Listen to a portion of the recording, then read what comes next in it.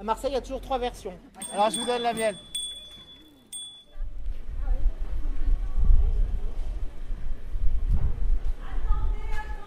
Bah, dépêchez, dépêchez. Allez voir le 37, là. Je vous l'ai montré, là, en bus. Oh, ça fait un il faut descendre. Il n'y a qu'un jeu avec nous. Mais je vais vous expliquer en bas. C'est des chambres d'hôtes. Ah, ok, ok. Ah, des chambres d'hôtes. Je vous laisse faire, vous descendez. Oui. Tout de suite, en bas de l'escalier, vous tournez à gauche. Vous allez voir une porte-fenêtre avec un jardin. On se retrouve dans le jardin. Ah ouais. Ouais. Ah ouais. C'est chez les voisins. Vous dites chez les voisins. Une chambre d'hôte.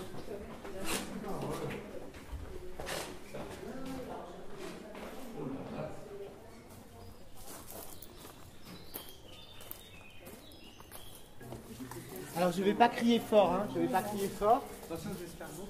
Ah, ouais, merci.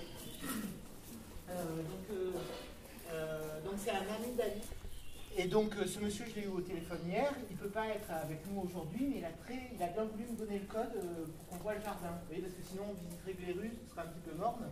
Et là, comme ça nous permet de voir l'arrière. Hein, donc vous avez quand même d'assez jolis jardins. Vous le voyez à côté, là aussi. Je vois un effilé aussi, là, juste à côté. Alors ici, il m'a raconté une histoire. Donc, on est dans le jardin, on voit l'immeuble du numéro 37 qui est là, ici. Et ce qui est le rez-de-chaussée, puisque nous, on est au niveau -1, donc c'est l'étage au-dessus, c'est la hauteur du rez-de-chaussée. C'était l'appartement du docteur Bougra. Ça dit quelque chose à quelqu'un? Vous connaissez? C'est un fait divers de 1927. Donc, le docteur Bougra était ici, là, au premier étage.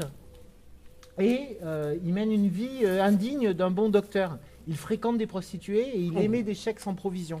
Ah, ça c'est moins bien. Bon, bref. Il a un client qu'il traite pour la syphilis avec des piqûres qui sont très très dangereuses, avec du mercure dedans. Là. Il se trouve que ce client est le receveur des Tuileries de Marseille. Donc c'est celui qui se promène avec la paye en espèces dans une sacoche. Le receveur des Tuileries vient pour recevoir sa piqûre et on ne le voit plus jamais. Il disparaît complètement. Sa femme le déclare à la police. Le commissaire vient interroger le docteur Bougra, puisque le docteur Bougra serait un des derniers à avoir vu le disparu. Ça sent très très mauvais dans la cuisine. Il ouvre le placard et un cadavre tombe dans l'évier depuis le placard. Alors, le docteur Bougra a été condamné à mort. Donc reconnu coupable d'un crime, de meurtre, condamné à mort, pardonné car croix de guerre 14-18. Il était croix de guerre 14-18, le docteur Bougra. Et donc il n'est pas guillotiné, il est envoyé au bagne à Cayenne. Voilà. Mais l'histoire, ce serait plutôt, le patient serait mort d'un ce qu'on appelle un choc anaphylactique. C'est vous donnez trop de médicaments à un patient et il va mourir. Et le docteur avait besoin d'argent. Devant lui, il y avait une sacoche pleine d'argent. Il a préféré cacher le cadavre dans le placard. Et l'histoire a tellement été publiée dans la presse, mais vraiment, il y a des bouquins entiers dessus, que c'est ce qui a popularisé l'expression avoir un cadavre dans le placard. Hein, c'est la fenêtre de droite là. C'est la fenêtre de droite et c'est peut-être au-dessus de cet évier-là. C'est peut-être dans cet évier-là qu'est tombé le cadavre. Voilà, ça vient de là. Et après, donc, il est à Cayenne, il s'évade du bagne. Il traverse la forêt amazonienne pendant 3 semaines. Il arrive au Venezuela. Il s'installe sur une petite île où maintenant il y a une statue, une fondation à son nom, car c'était un bon docteur qui soignait les pauvres, même s'ils n'avaient pas d'argent. Ce type-là, où on a une très très grande habitabilité assez luxueuse, au niveau -1, hein, un niveau en dessous de la rue, c'est ce qu'on appelle les basses offices à Marseille. Hein, donc, les basses offices, vous avez ça dans le Camal, Longchamp, beaucoup. Donc en général, les immeubles ont un seul propriétaire. Ils se gardent pour eux les étages du bas parce que c'est les plus faciles. Ils louent les étages du dessus, ça leur fait du rapport, hein, ça leur rapporte des sous. Et notamment, les pièces qui donnent sur le jardin sont très agréables à vivre l'été.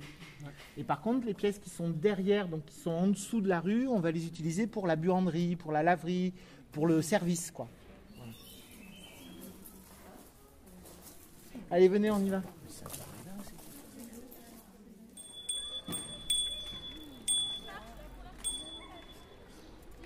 Allez, on y va.